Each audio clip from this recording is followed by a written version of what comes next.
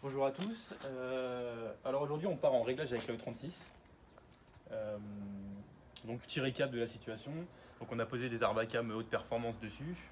Ça fait 1 an et demi que la voiture n'a pas tourné. Donc elle avait de l'éthanol qui datait d'il y a 1 an et demi dedans. Donc on avait démarré, elle tournait plus ou moins correctement, etc. Là ce matin on a changé l'éthanol parce qu'on s'est dit que c'était pas terrible la condensation dans l'éthanol, etc. Donc du coup on a remis de l'essence neuve. Et ce matin, en démarrant, elle a des retours de flammes, etc. Donc ça tourne pas terrible. Donc on va l'emmener aujourd'hui en réglage chez CarProg. Donc on verra bien comment ça va se passer. On espère que ça se passera bien et que c'est juste dû à un réglage que ça tourne comme ça.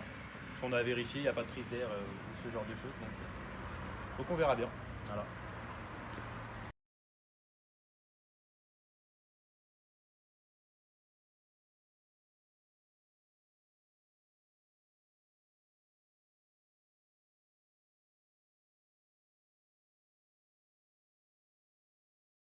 On est à 38 et maintenant, donc j'ai dégrippé le pied à coulis, ça va aller mieux. Maintenant, je suis à, que je me remette bien. Avec la main gauche, je galère, comme d'hab. Hop. Et maintenant, je suis à 47. Donc on a bien la distance de 8,5 minimum entre la position ouverte et la position fermée du Vanos. Et en fait on a mis le Vanos en pression avec de l'air comprimé et on a ouvert la solénoïde en se branchant sur une batterie pour pouvoir le faire déphaser. Et ça c'est le truc qu'on faisait pas avant. Et en fait donc là mon moteur il est en position déphasée, donc c'est censé être comme ça parce que l'autre moteur qu'on a à la maison il est en position déphasée aussi, sauf que nous quand on avait démonté on était en position, on pouvait remettre en fait les cales les cales de calage en fait directement sur le moteur sans rien toucher, donc il n'était pas déphasé mon moteur. Et on a eu un petit doute en fait, c'est quand on met en pression le Vanos, normalement on est censé monter à entre 2 et 4 bars de pression, et en fait on a l'impression que le Vanos il est pas étanche. Donc on sait pas si c'est normal ou si c'est censé réellement être étanche. Donc on va demander confirmation à Romain dès qu'on peut l'appeler là en fin d'après-midi. Donc soit on est bon, soit ça veut dire que c'est mon Vanos qui chie, et ce qui faisait que la distrib était pas bonne.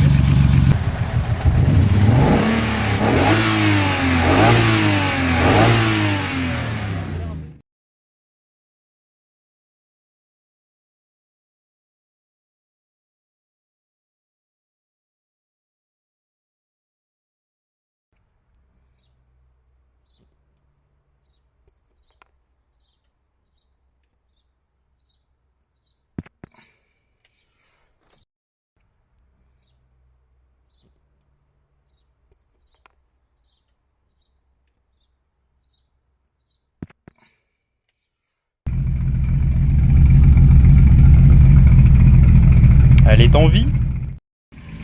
Alors, ça m'a l'air de tourner bien.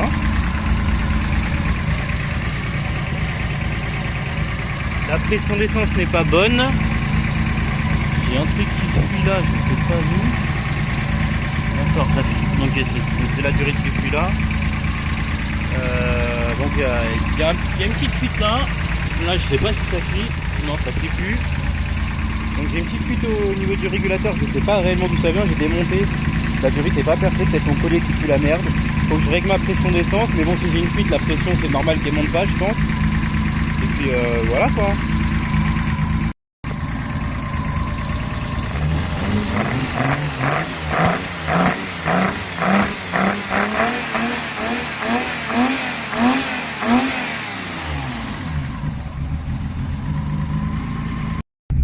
Alors, au régime de ralenti, j'ai un AFR 210.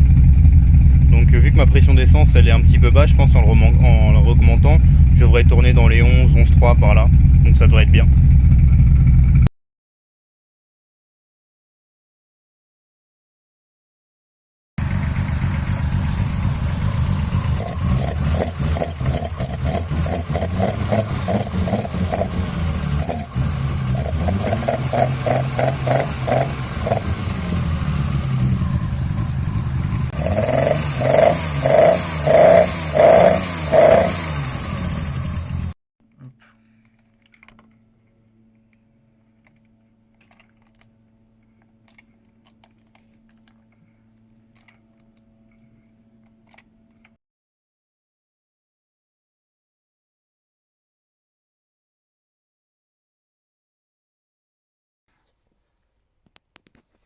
Les centrax et tout, c'est bon.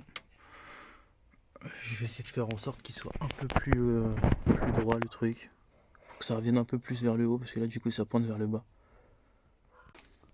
Ce que j'ai fait dernièrement, c'est que là j'ai créé ce support là pour tenir le régulateur de pression. J'ai recablé comme il faut. J'ai créé des coudes qui vont là, mais bon, faut que je les revoie parce que visiblement l'orientation ça va pas. Puis on a fait la patte accélérateur, donc une vis en haut et un espèce d'arc qui est là. C'est pareil, il faudrait que je revoie l'orientation de ça. Alors la problématique de la barre anti-rapprochement, bon là elle est plus ou moins à sa place, hein. Et en fait à ce niveau là déjà sur la rampe, bah, ça passe au poil de cul, voire ça touche même. Enfin je pense avec les vibrations du moteur ça va toucher la barre, donc c'est pas bon. Et ici ça passe poil de zboob encore, tu vois. Donc je pense que la barre anti-rapprochement malheureusement, bah je vais pas pouvoir la remettre.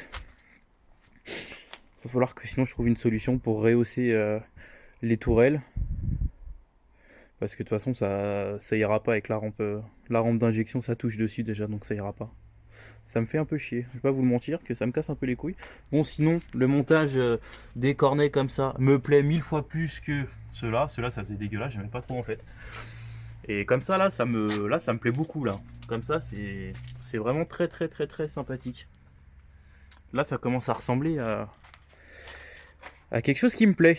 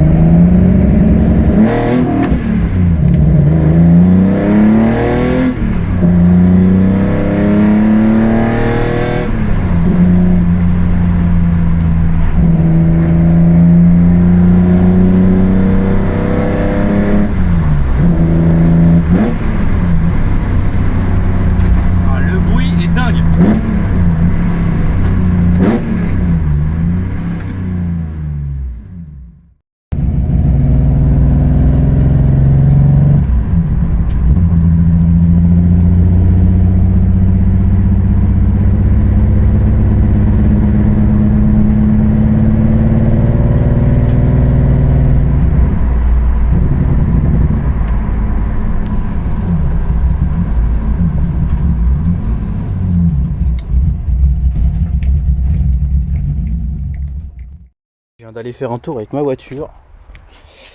Elle est comme ça. Pas de siège passager, un siège conducteur qui tient un peu par le Saint-Esprit. Magnifique. Quand tu la vois sur un plateau, tu sais que tu arrives vers le bout. Qu'on est sur les derniers réglages. Là, réglage châssis. Puis après réglage moteur. 2-3 bidouilles et c'est fini.